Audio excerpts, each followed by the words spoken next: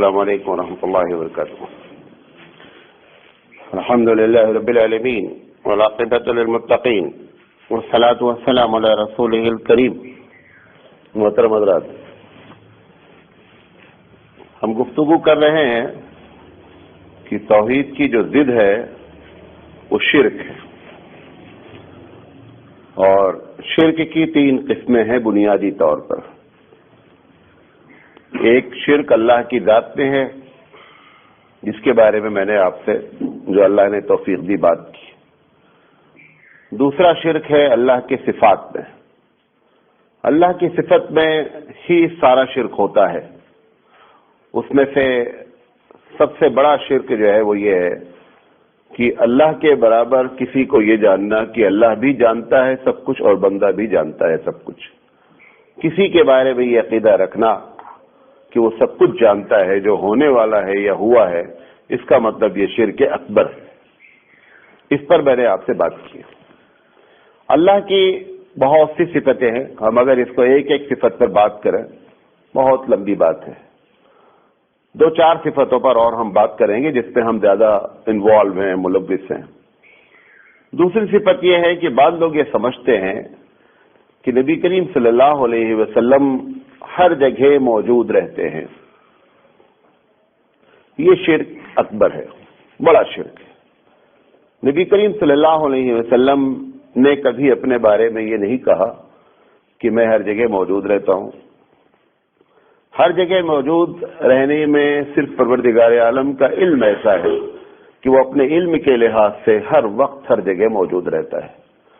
وہ کہتا ہے کہ آپ چھپ کر کوئی کام کریں یا اعلانیہ کریں، میں سب کو جانتا ہوں. میرے نزدیک چھپنا کوئی چیز ہی نہیں ہے.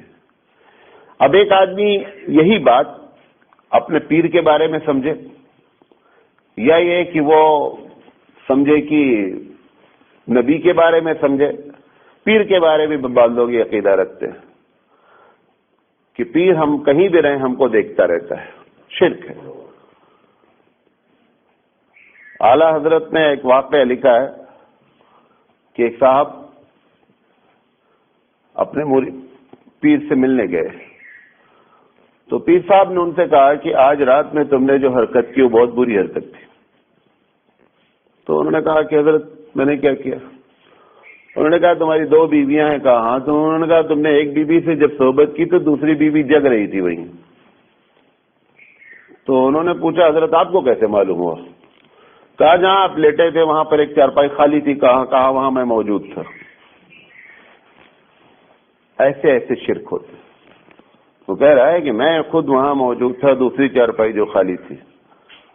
تو بیوی تو دیکھی، تم بھی دیکھ رہے تھے. اس کا مطلب اب اگر یہ بات مانی جائے کہ ہر جگہ موجود رہتا ہے تو اس کا مطلب بندہ کوئی بھی کام کرتا ہے وہ اپنی بیوی کے پاس بھی رہتا ہے تو بھی وہ دیکھ رہا ہے. یہ شرک اکبر ہے. نبی کے دو باتیں دلیل دے کر آگے بات کرتے ہیں.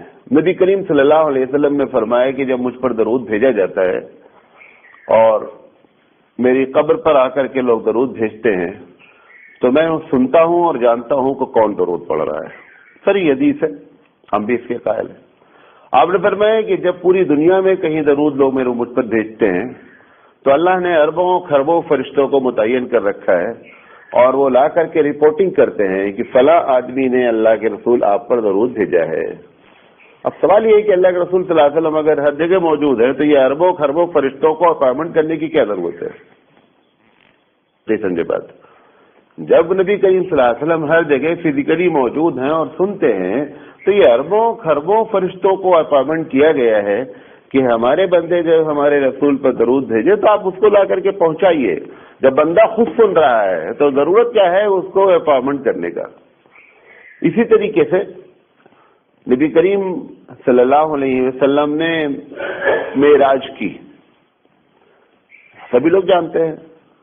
سوال یہ ہے کہ جب بندہ ہر جگہ موجود ہے تو اس کو یہاں سے وہاں تک جانے کی ضرورت کیا ہے؟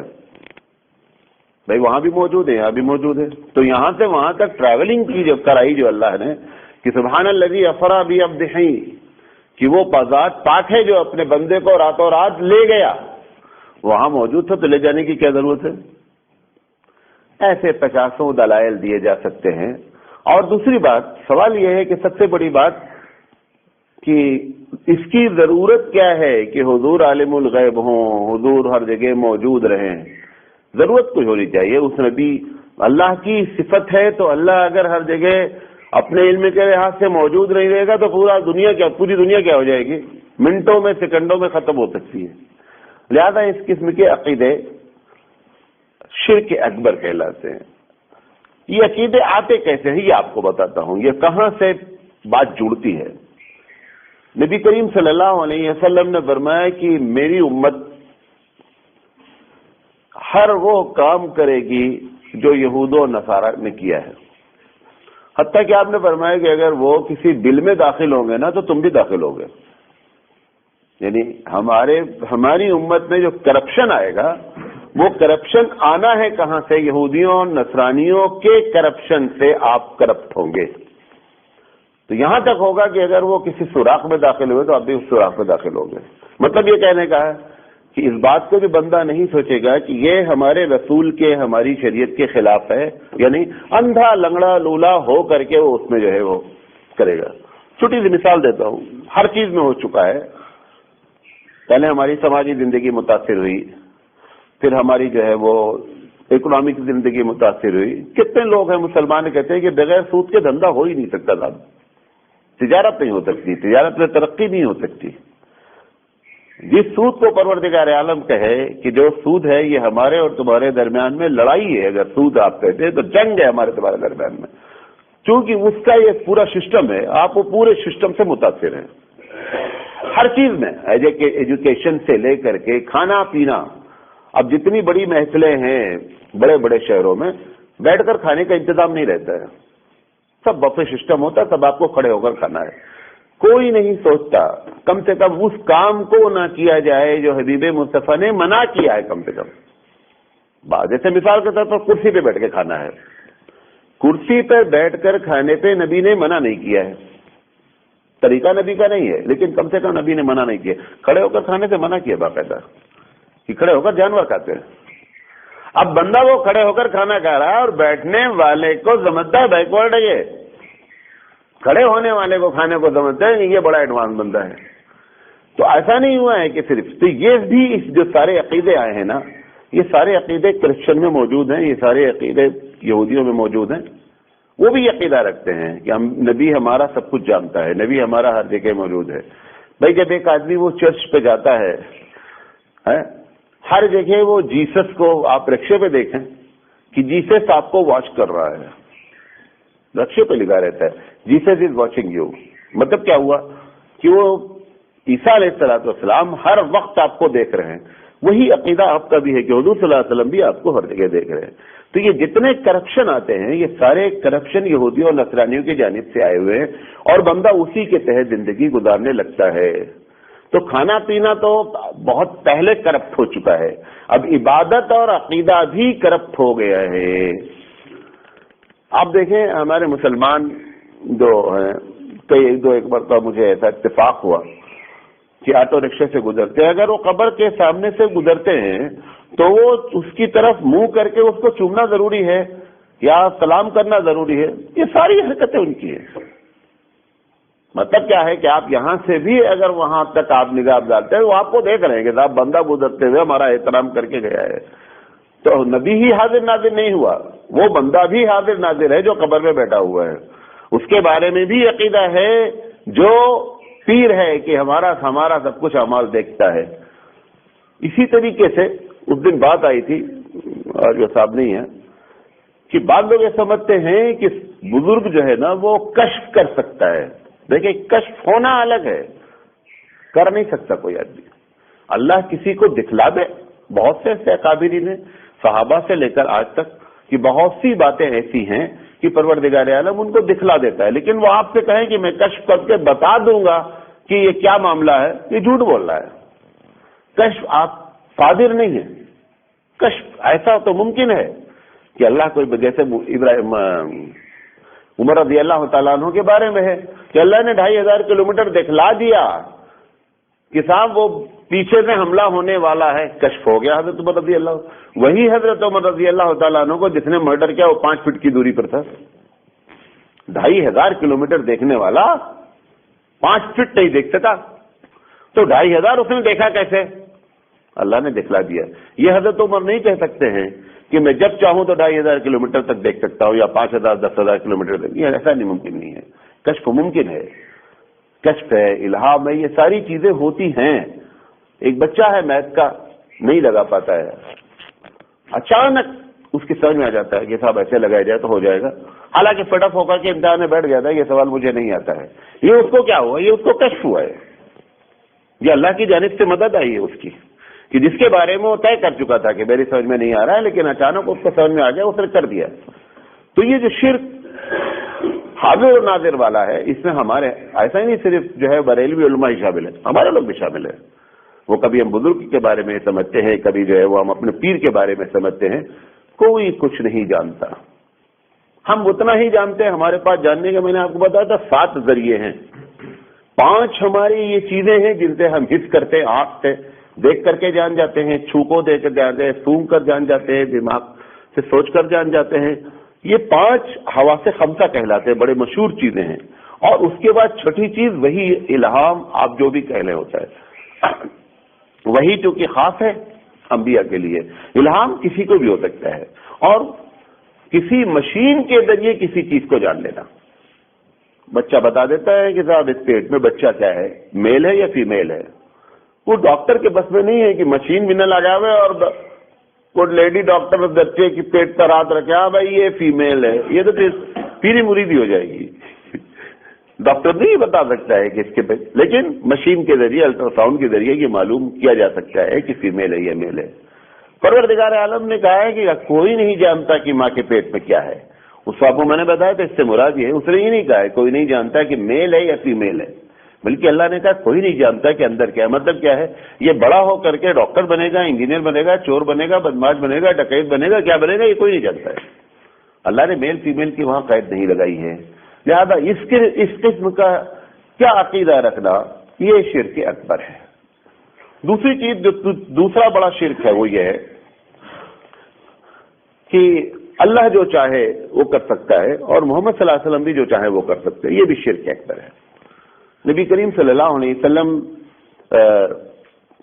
एक मरतबा बैठे हुए थे, एक बद्दू आया, उसने कहा माशा अल्लाह माशा मोहम्मद, कि भाई आप तो इतने बड़ी हस्ती हैं कि आप अल्लाह जो चाहे, आप जो चाहे कर सकते। हुजूर सल्लल्लाहु अलैहि वसल्लम ने जैसे ही सुना, उन्होंने कहा ये कैसे, ये बात आपने कैसे कही? आपने हमको अल्लाह के बराबर कर दिया। अल्लाह जो चाहता है, यकीनी बात है, फ़आलुल लिमा युरीद है, जो चाहे वो करता है। आप कह रहे हैं कि मोहम्मद भी जो चाहे वो करते हैं सल्लल्लाहु अलैहि वसल्लम, ऐसा कैसे मुमकिन है? भाई हमने तो बड़ा चाहा कि सारी दुनिया मुसलमान हो जाए। हुजूर की पूरी जिंदगी की कोशिश क्या थी दावत की, कि हर आदमी इसको समझ ले। हाँ, घर के लोग नहीं माने तो अगर चाहने की बात है तो नबी का, अगर आप ये कहेंगे नबी जो चाहे होता है, इसका मतलब ये है कि दावत का काम कर रहा तो अंदर चाह रहे थे कि लोग माने नहीं। नहीं समझे मेरी बात? जो चाहें वो कर सकते हैं।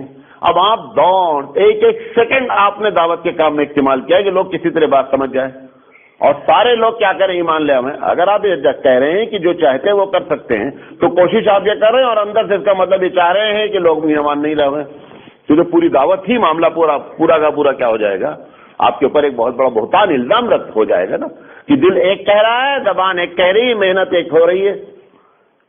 तो नबी करीम सल्लल्लाहु अलैहि वसल्लम या कोई भी बंदा जो चाहे, इसी तरीके से आप और हम कभी कभी नहीं साहब फला बुजुर्ग हैं जो बोल देंगे हो जाएगा, एकदम शिर्क है। अगर वो चाहते हैं वो यही कि जो बोले वो हो जाए, तो यही बात तो फिर उनके लिए भी हो जाएगी कि साहब वो भी दीन के काम करते हैं, वो क्यों नहीं चाह रहे हैं कि क्या कहते हैं सारे लोग मुसलमान हो जाए। कोई भी जो बुजुर्ग होता है, अल्लाह वाला होता है, हदीस में क्या आता है, मन आन अली वलियन फक़द आज़नतहु बिल हर्ब, जो मेरे वली से दुश्मनी रखता है, अल्लाह कहता है मेरी उससे लड़ाई है। मतलब क्या है, आप उसको बेजा सताएंगे फिर भी वो कुछ कर नहीं सकता। बेजा सताने में उसका दिल जो दुखेगा ना, तो उसके बद्दुआ निकल सकती है और बद्दुआ अल्लाह कबूल कर सकता है। उधर समय तक़ु दावतल मज़लूम फ़इन बैनहु व बैन अल्लाहि लैसा हिजाब, कह लूंगा मजलूम की बद्दुआ से बचा करो, क्योंकि जब वो اپلیکیشن ڈال دیتا ہے نا تو سیدھے اپروول ہو کر آ جاتی ہے. تو جب وہ اللہ والا ہوتا ہے تو آپ جب اس کو تکلیف پہنچاتے ہیں تو اس کے پورے چانسز ہیں کہ اگر اس کے آہ نکل گئی تو آپ بچیں گے نہیں. لیکن آپ یہ سوچیں کہ نہیں صاحب وہ تو بزرگ ہیں جو بول دیتے ہو جاتا. یہاں تک کہ بعض اکابرین کے پاس بعض بزرگوں پر لوگ جاتے ہیں کہتے ہیں اگر گالی دے دیے تو ہمارا کام بن گیا سمجھو. ایسے ایسے عقیدے گالی دے دیے تو ہمارا کام بن گیا, اٹھا کے جوتا مار دیا انہوں نے تو کہتے ہیں کہ صاحب ہمارا کام بن گیا. یہ ٹوٹل شرک ہے, ٹوٹل شرک. اللہ کی یاد میں ایسا ممکن ہے کہ کوئی آدمی کمپلیٹ اپنے دماغ کو کھو بیٹھے. ایک بیتوکی قسم کی لڑکی کی محبت میں ایک آدمی کا دماغ معوف ہو جاتا ہے. ایک آدمی ایسے ہی اللہ کی محبت میں مجذوب بن سکتا ہے. جب کوئی آدمی مجذوب ہو جاتا ہے تو اس کا مطلب شریعت اس کے اوپر سے اڑ گئی. اب اس کو آپ پاگل سمجھ کر کے اگر آپ اس کو ستا رہے ہیں اور اس کے دل کو دکھا اور اس نے اللہ کے سامنے اپلیکیشن ڈال دی تو آپ نہیں بچیں گے. لیکن یہ کہ صاحب یہ مزدور صاحب ہیں, ان سے جا کر روز ملنا چاہیے. ایک آدمی پی بی روڈ پہ گھومتا رہتا ہے, یہ ہبلی میں پی بی روڈ پہ گھومتا رہتا ہے, حالانکہ ٹوٹل پاگل ہے وہ. بہت سے لوگ ہیں اس کو اس وجہ سے کھانا کھلاتے ہیں صاحب اگر اس نے کچھ کہہ دیا ہمارے لیے تو ہمارا کام بن جائے گا. یہ ساری چیزیں شرک ہیں. ان چیزوں میں غیر مسلم اگر ملوث ہے تو ہم بھی بہت زیادہ ملوث ہیں. ہمارے مفتی تقی صاحب عثمانی وہاں شفیع رحمان کے جو صاحبزادے ہیں, ریٹائرڈ جسٹس پاکستان, بہت بڑے عالم ہیں. وہ جس مسجد میں نماز پڑھتے اپنا واقعہ لکھتے ہیں کہ ایک دن اس میں بڑی بھیڑ تھی مسجد میں, تو میں نے لوگوں سے پوچھا آج خلاف توقع بہت زیادہ لوگ ہیں, تو وہ اپنا نماز پڑھ کر کے اپنا نکلے. تو پوچھا انہوں نے کیوں اتنی مسجد کے اندر رہے؟ انہوں نے کہا بہت اللہ والے آئے ہوئے ہیں اور لوگ ان سے باہر جو بھی, اچھا باہر لمبی قطار لگی ہوئی ہے تو وہ ان سے لوگ جو ہے نا دعا کرائیں گے. تو مولانا جی رک گئے دور کھڑے ہو کر کے دیکھیے کیا معاملہ ہے. وہ خود بہت بڑا عالم ہے, خود بہت اللہ والے آدمی ہیں. یہ جب جس کو یہ بزرگ نکلتے ہیں کہتے تھے یہ نکلے, وہ خود اپنا واقعہ لکھے باقاعدہ کہ سارے لوگ منہ کھول کر کھڑے تھے اور ہر ایک کے منہ میں تھوک رہا تھا. وہ یہ وہ مسلمان ہے جو قرآن کا حامل ہے, یہ وہ مسلمان ہے جو رسول اکرم صلی اللہ علیہ وسلم کا امتی ہے. وہ یہاں سے وہاں تک سب کے منہ میں تھوکتا گیا, اس کا تھوک ختم ہو گیا, لائن نہیں ختم ہوئی. ایسی ایسی چیزیں ہوتی ہیں. یہ سب شرک ہے. ان کی ذات سے ہمارا کام بن جائے گا, یہ مسکرا دیں گے تو ہماری زندگی سمجھ جائے گی, یہ گالی دے دیں گے تو ہم کو لڑکا ہو جائے گا, جوتا مار دیا تو ہمارا کیس جیت جائیں گے. یہ ساری چیزیں شرک ہوتی ہیں. تو ایک شرک کسی کے بارے میں علم کے بارے میں بتایا, اور دوسرا شرک کہ سب جگہ حاضر آنے, اور تیسرا شرک جو آپ چاہیں, جو اللہ چاہے, یہ لوگ چاہیں یہ ہو سکتا ہے, اللہ کے مقابلے میں کچھ نہیں ہوتا. نبی کریم صلی اللہ علیہ وسلم پریشان ہو گئے اپنے چچا کے لیے دعا کرتے کرتے کہ اللہ ان کو اسلام کی توفیق عطا فرما دے. رب ذوالجلال نے کہا انک لا تہدی من احببت ولکن اللہ یہدی من یشاء. محمد صلی اللہ علیہ وسلم جس کو آپ چاہیں ہدایت مل جائے, کوئی ضروری نہیں ہے. ہدایت کا ریموٹ میرے ہاتھ میں ہے, میں جسے چاہتا ہوں ہدایت دیتا ہوں. حالانکہ یہی نبی کریم صلی اللہ علیہ وسلم ہے. اشارہ کرتے ہیں تو چاند دو ٹکڑے ہو جاتا ہے. یہ نبی کے اشارے سے نہیں, نبی نے دعا کی رب ذوالجلال یہ طلب کرتا ہے, یہ معاشرہ آپ میری مدد فرمائیے. رب ذوالجلال نے مدد فرما دیا. 99.9% یہ چانس ہیں کہ نبی نے جب جب دعا کی ہے اللہ نے کیا کیا ہے, قبول کیا ہے. لیکن مجھے 1% نہیں قبول کیا, 0.1%. وہ بتانا چاہتا ہے کہ یہ بندہ ہے, خدا نہیں ہے. یہ اللہ کی ذات ہوتی ہے کہ جو چاہتا ہے وہ کرتا ہے. محمد صلی اللہ علیہ وسلم اللہ کے بڑے برگزیدہ ہیں, لیکن آپ نے دعا کی اللہ میری امت میں اختلاف نہیں ہو.